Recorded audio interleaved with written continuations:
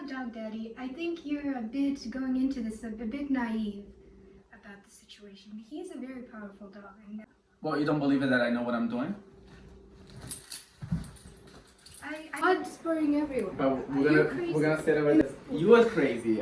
Hey guys, it's Augusto, the dog daddy, again, and today we're doing a follow-up training with the Doberman that you guys saw in the last video I posted. I am here, the owner is not here yet, and today we're gonna take this very serious and see if I can help them. You know, if I cannot change her attitude towards the dog and towards the situation and get her to really understand what's going on, we're not going to be able to help them.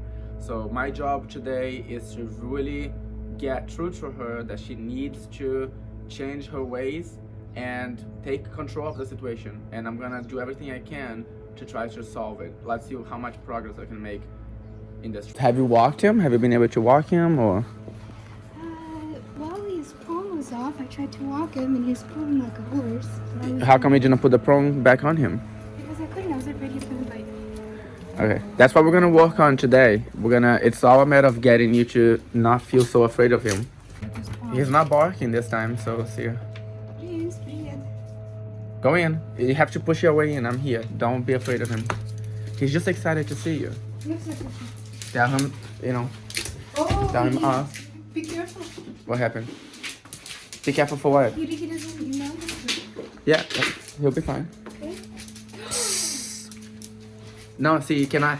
This is the thing. You cannot have the attitude around him. I mean, if you can't tell that this is a happy, excitable puppy, you know, excited to see you. On getting you to not feel intimidated by things that you shouldn't be intimidated with. Like the whole difference today already is great. I mean, there was no barking at all. He was not even worried that we're here today. So somebody. See, he's a little unpredictable. He could be cool. He's not gonna growl at you. He's gonna bite, then he snaps.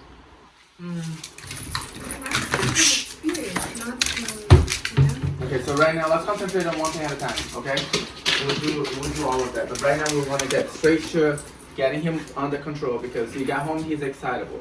So the first thing you want to do is put the call on him because we're gonna start doing training. So the prong call is gonna go on. Okay, want to make sure it's fit correctly. I left the leash here, but let's okay, so we're gonna put this leash on him.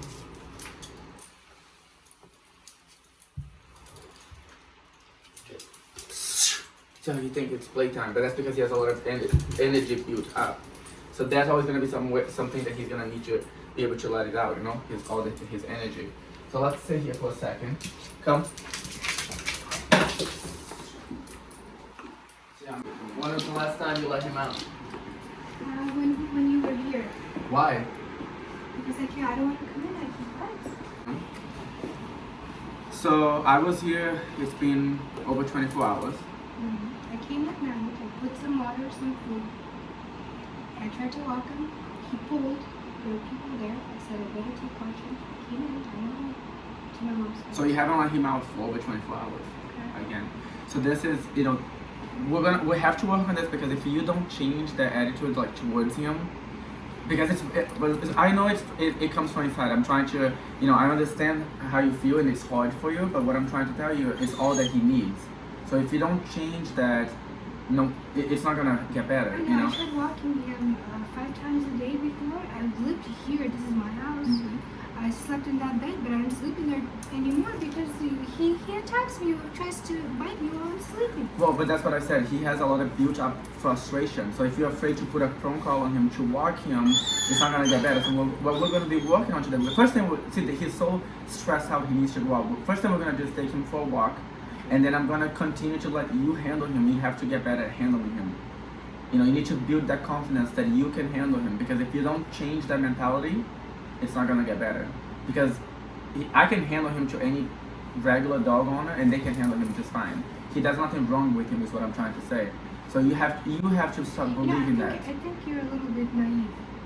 You know? I know your heart's in it. I know you're still a young man. But you are naive. I know you're a dog daddy and everything, and I used to be the same way. I used to, you know, I'd die for my puppy. He'd poop in my Mercedes. I'd loved him.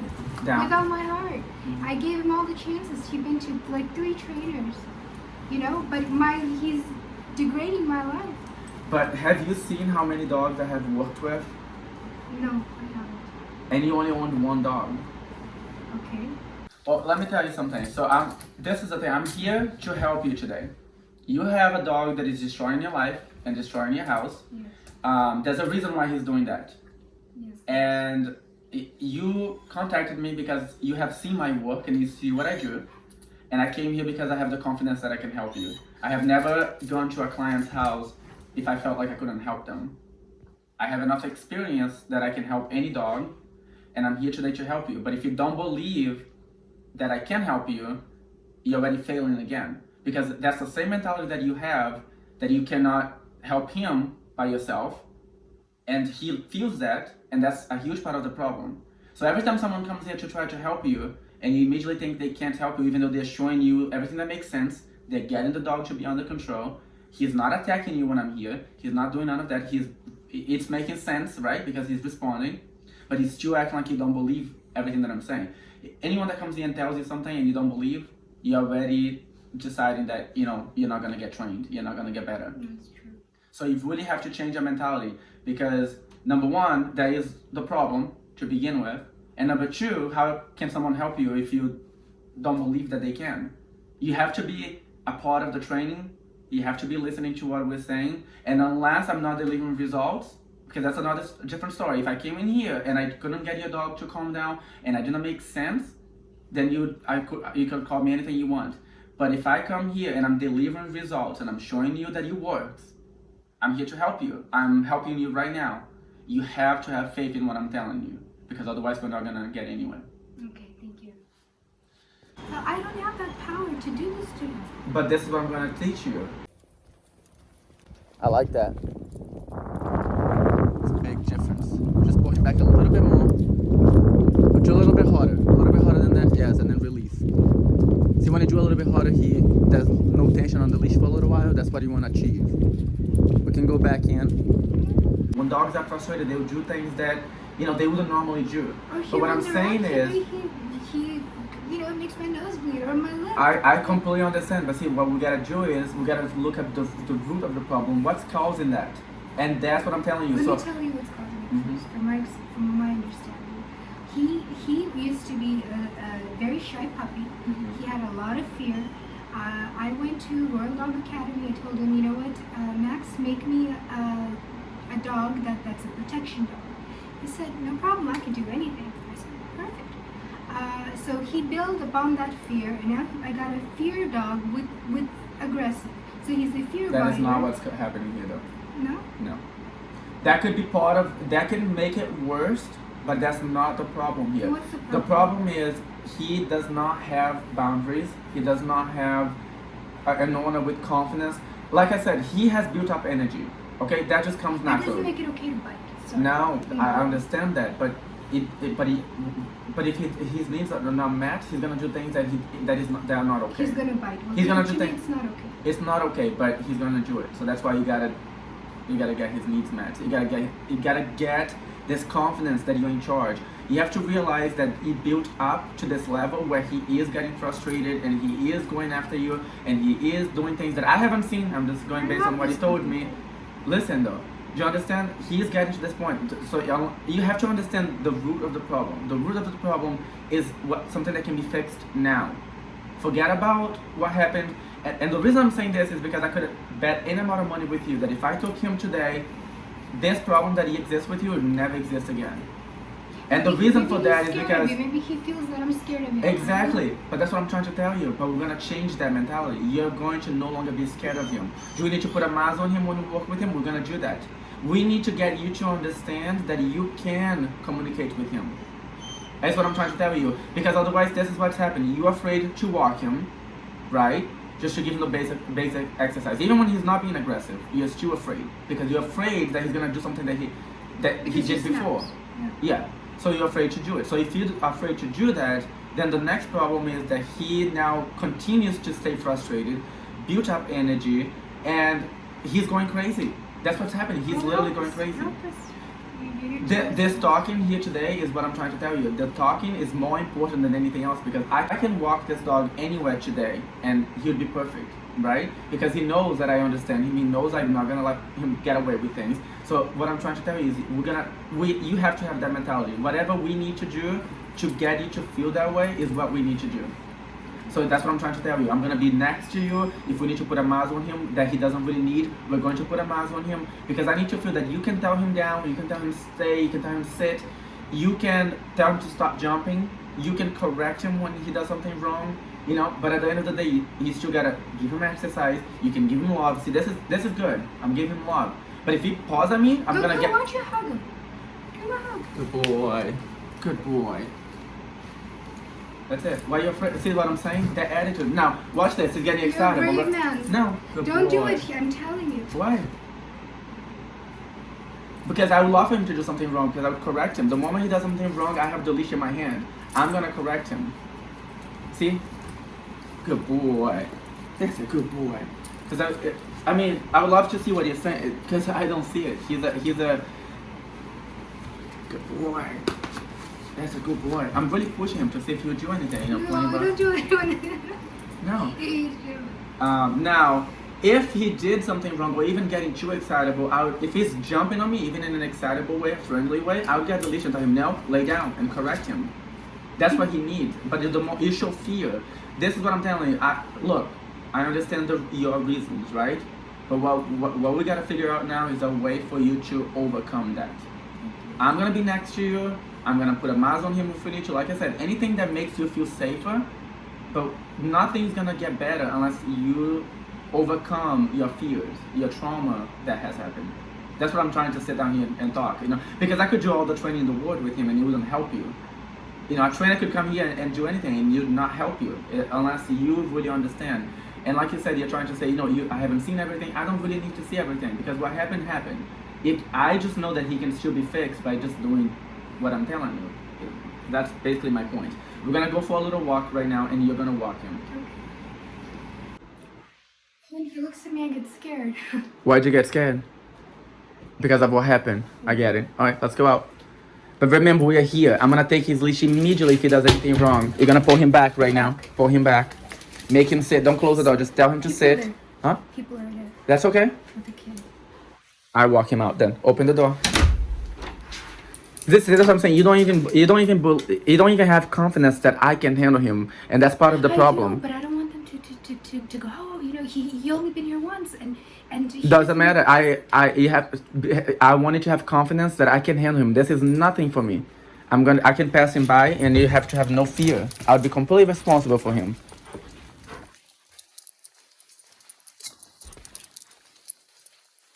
There's no one here. You heard the neighbor and you thought someone was outside. See how paranoid you were? Because they were complaining. There were kids there. You could ask. He's like the monster. No, I He's get it, but look, here. but they're not in your yard. This is your yard, and you're paranoid. You're about to not go out with him. So see, that's very severe. Is what I'm telling you. That fear is very severe. He is a lot easier than you think, and the situation is a lot easier than you think. But you're enabled by, you know, your fear. Nothing more than your fear. So that's what we gotta change. Here, I want you to sit. Firm. We're gonna be. Hold on. Pull him back. Here, I don't want you to be afraid. You're gonna pull him back. He's not going to do anything. And this is what happened. If he bites you, I will immediately grab him from you and correct him.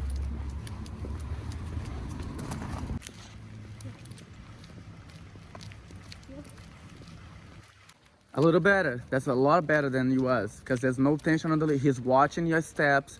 Do not let him go ahead of you. Pull him back if you need to. Oh, look at that. See how he responded when you did a little bit of pressure? That's what you want to teach him. Here, let him go potty if he needs to. It's on your terms. You can tell him go potty. So he's doing things on your commands. You can let him go, let him explore. See if he needs to go potty. Bring him back this way a little bit. Keep him like, you know, like within this area here.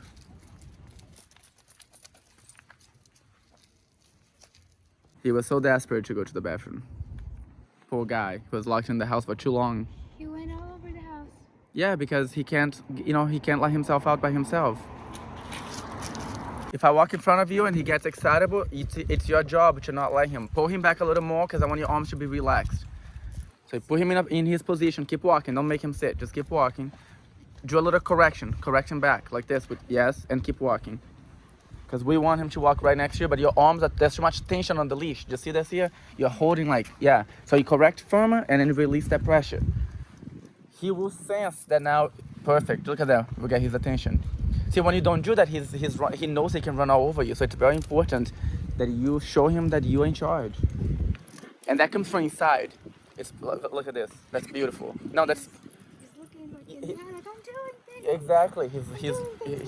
He's surprised that he actually getting his attention. That's his look. He's looking at you like, you know, oh, something is different. But this is what's gonna solve your problem, is you being in charge, being confident, so that you can let him out. I mean, he needs to be let out. He needs to be exercised. You know, so that's the root of the problem, is you're being afraid of him. His needs are not being met, and it's causing him to get frustrated and angry, which is very normal. And he's becoming destructive. He's becoming, you know, aggressive towards you. His temperament is very good. He's a really good dog. We can walk with him in the backyard a little bit. But see, he's begging for more exercise. So that's gonna be something that we gotta figure a way for you to be able to give him that exercise. And I'm hoping that as you become more confident working with him, that you're going to be able to become more creative, you know, with ways to bring him out and exercise and throw the ball for him. Look at this. He's a lot more relaxed from just being relieved, you know, from going outside and using the bathroom and going for a little walk. Right now we're gonna do some sit down. Okay. Walk to the end of the leash. Getting an attitude of like more of you're training right now. Okay, so let me demonstrate and then you're gonna do it. Okay, so whatever I'm gonna do now is what you're gonna do after me, because you have to practice this a lot to build this relationship with him, that you can give him commands. So I'm gonna call him, Prince, come, sit, down, see, reinforcing, stay, walk to the hand, Prince, come, sit, good boy, hey, come, down, walk here, no, come, down. I say once and I reinforce it. Prince, come. And reinforce. So he heard a distraction over there, but I made him listen to me. Sit. Down. Down. Prince, come. Yes, sit. Good boy. It's your turn. Sit. Sit. Go forward. Down. Firm. Tell him down firmer. Good boy. Firmer. Tell him sit. Sit. Sit. And reinforce it right away. Tell him down. Down. Walk away to the end of the leash. But tell him to stay down and don't pull on the leash. Sit. Sit. Firmer. Down. Down. And walk to the end of the leash. Don't pull. Be careful, you're pulling on it. So you have to be really careful, because see, all those little things, he's feeling it. Tell him to stay down. Now call him. Come here. A little firmer. The next time, tell him to sit again. Sit. Firm. See, you're asking him. Okay. You have to be more like you're telling him. He needs that. He needs someone Down. that... Did you see the difference? Sit. Did you see the difference? Down. Look at this. Look at me. Do you see the difference? Yeah. Like, that's what I'm trying to show you. The whole, how he responded right there, completely different. Because he knows the commands. You're too soft with him, so you need to be a little bit firmer. Will do. And I know that you're afraid of him, but as you become Sit. firmer, Sit. good. Down. The more you do this, look, the more you do this, the more he respects you. So then you don't have to even worry about him trying to, you know, take advantage of you and jumping over you and biting you, because he already respects you. So when you do this, you're giving him that mentality that he has to respect you. So What if he doesn't want to do it? you're gonna make him do it just like we did now. Yeah. It's as simple as this. It doesn't take much, but you're making him do it. You don't just let him do just whatever he wants, because that's what he's been That's so doing. mean. No, that's not mean. That's If anything, they respect you more and they'll listen. That's what I've learned from him, though. yeah. They will learn to respect you, and they'll be happier. And then again, you're gonna be able to do a lot more activities that, you know, they are fun, because he's gonna be under control. Okay, now I need to walk all the way to the end of the yard, and then back towards me. And you're in charge. Do not let him go in front of you.